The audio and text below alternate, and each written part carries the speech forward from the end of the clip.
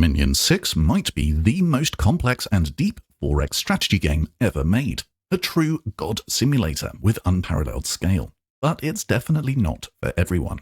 So if you've seen it sitting in your Steam discovery queue and you're wondering if it's actually worth the steep learning curve, this video will help you decide.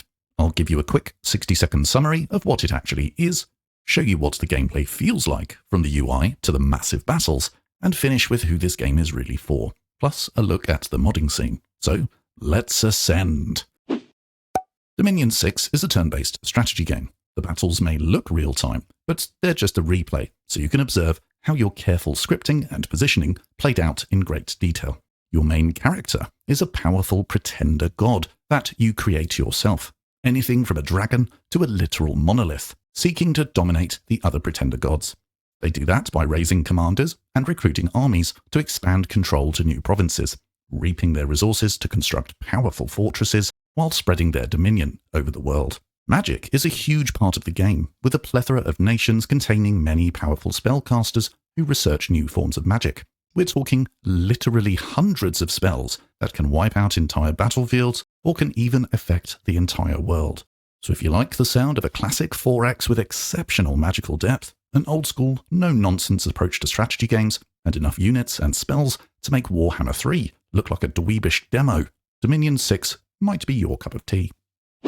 If that hasn't put you off, then grab a drink and get comfortable as we look through the detail of what you actually do in, and what it's like to play Dominion 6.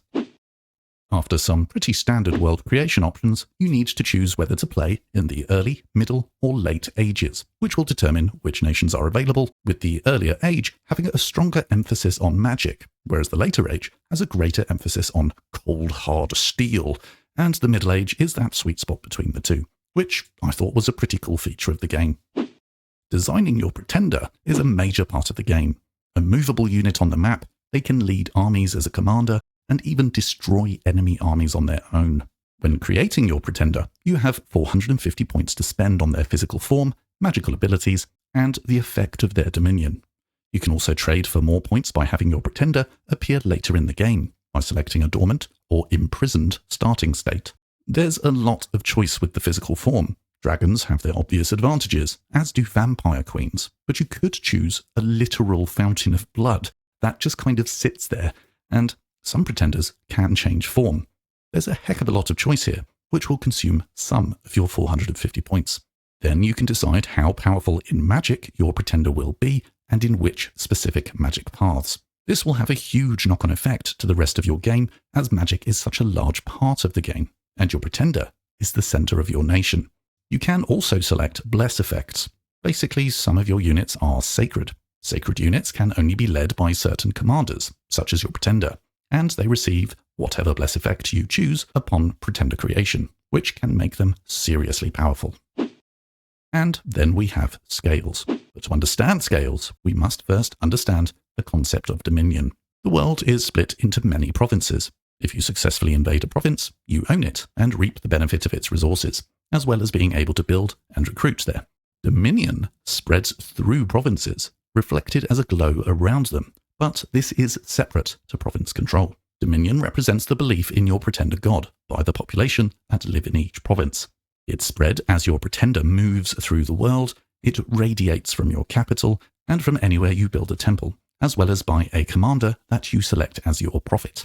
Your pretender's dominion spreads based on these factors, whether you own the province or not. And, obviously, as your dominion meets another pretender's dominion, there is some complicated maths in the background, which determines whose dominion is stronger than the other to have dominion over that province.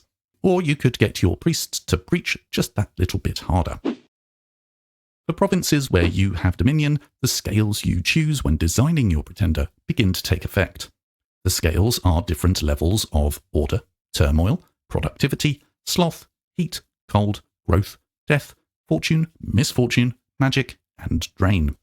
If one of your scales is growth, then your dominion brings increased population, and therefore gold generation to provinces under your dominion, which, remember, is different to military control.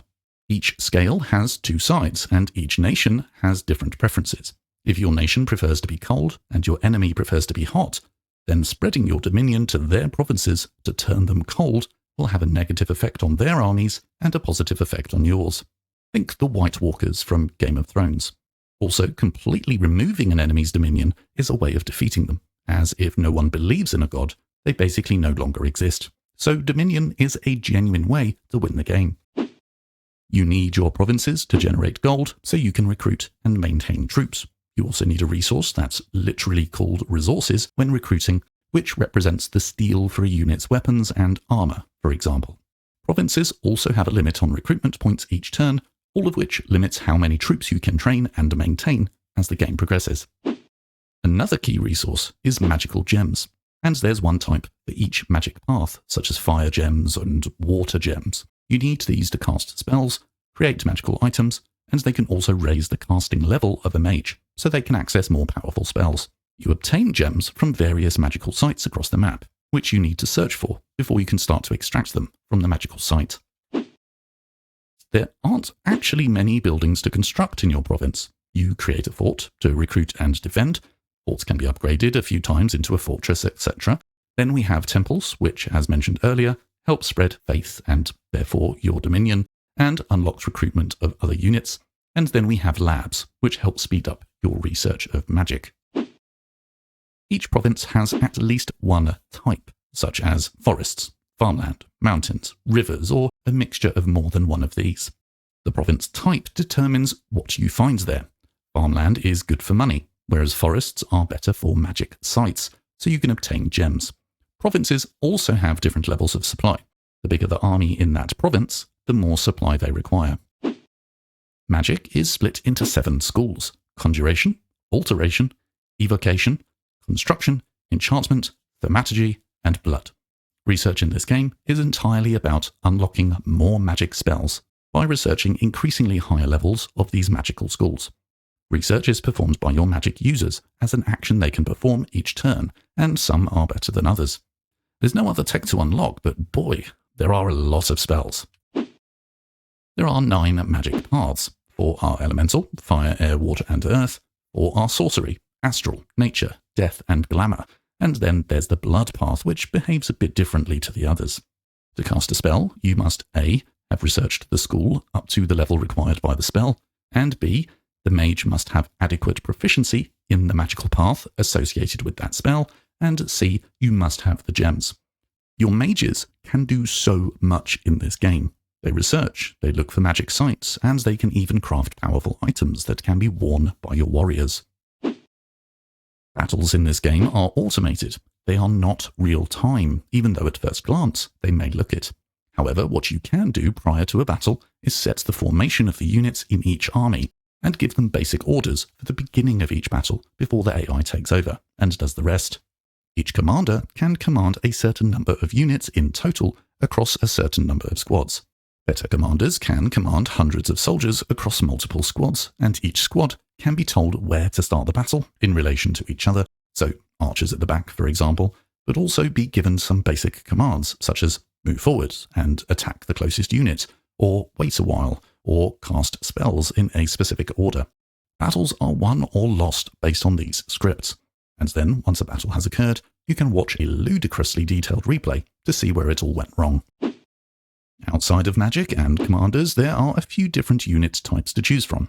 Some are pretty weak but cheap and can move quickly, which are perfect for raiding adjacent provinces. Others are heavily armoured, and you can get some pretty crazy units, such as giants or monsters. All of them have detailed statistics and a price to reflect it. Oh, and some of them are aquatic and can breathe underwater. Oh, did I not mention you can have an underwater kingdom? Oh yeah, this game is nuts. Spells in this game are so bonkers that mages can club together to cast even more powerful spells, which also spreads the fatigue between them, meaning a high-level mage can be even higher and cast for longer in battle. You can even have spells that affect the entire global map. You can have several running at once, or attempt to dispel an enemy's global spell. Actually winning the game could be as simple as destroying the enemy, but there are also thrones of ascension spread across the map. If your pretender captures enough of these, they then automatically ascend to godhood and win the game. Hopefully by now you have an idea of what it's actually like to play Dominion 6, So let's address some other more practical considerations that might affect your purchasing decision. This game has crazy depth with basically no tutorial. However, the initial learning curve isn't too bad. You have limited build and research options, and only so many actions are available to you at the beginning of the game. But to learn the whole thing is quite the endeavour, and not for the faint of heart. This game is designed to be enjoyed over many hours. You can only justify picking this up if you have plenty of time to play. Dominion 6 has a very active multiplayer scene, and you can also play cooperatively with friends, so this game is a great choice if you want to play with others. The game doesn't have any DLCs, but it does have a crazy number of mods. There's Elden Ring and Warhammer, or mods that just add a ton more spells. There's plenty to get stuck into, and lots of longevity if you fall in love with the game. The game is on sale regularly with a 35% discount, so there really is no reason to pay full price for the game. Just wait for the next sale. So with all that said, is Dominion 6 right for you today? As always, it depends who you are. If you love Total War Warhammer 3 or Stellaris, which is surprisingly similar to this game, but feel those games are becoming a bit stale or mechanically shallow, then it depends whether you can trade the flashy 3D graphics for unparalleled mechanical depth. If you love a tabletop game with a thick manual, role-playing characters and nations, as well as the idea of pre-battle scripting, then you will love Dominion 6, which in many ways feels like a digital tabletop experience. If you love playing a strategy game on easy for the story-driven experience, then the chances are you won't get along with the UI-heavy experience with a lack of direct battle controls. You should perhaps skip Dominion 6 if this is you. If you loved Dominions 5, then the step up to Dominion 6 is not a necessity, but ultimately it is an evolution of the formula. So if you loved 5, the chances are you'll love 6 too. So is Dominion 6 worth it? If you're looking for the ultimate forever game where you can lose 1,000 hours to magic and myth, absolutely. But if you're still on the fence about a specific mechanic or how it compares to your favourite 4X, drop a comment below. I'm always around to help you navigate the learning curve, and it's the best way for us to figure out if this is truly your cup of tea. If this breakdown helps you decide, one way or another, consider leaving a like. It really helps the channel reach more strategy fans who might be staring at that Steam page in confusion. And if you're new here, welcome to Twiglets 2. This channel is all about strategy, whether that's the latest in RTS and city building, or deep dives into complex sim and strategy games, from the claustrophobic decks of U-Boat to the high fantasy god sims like this one. Thanks for watching, and I'll see you in the next one.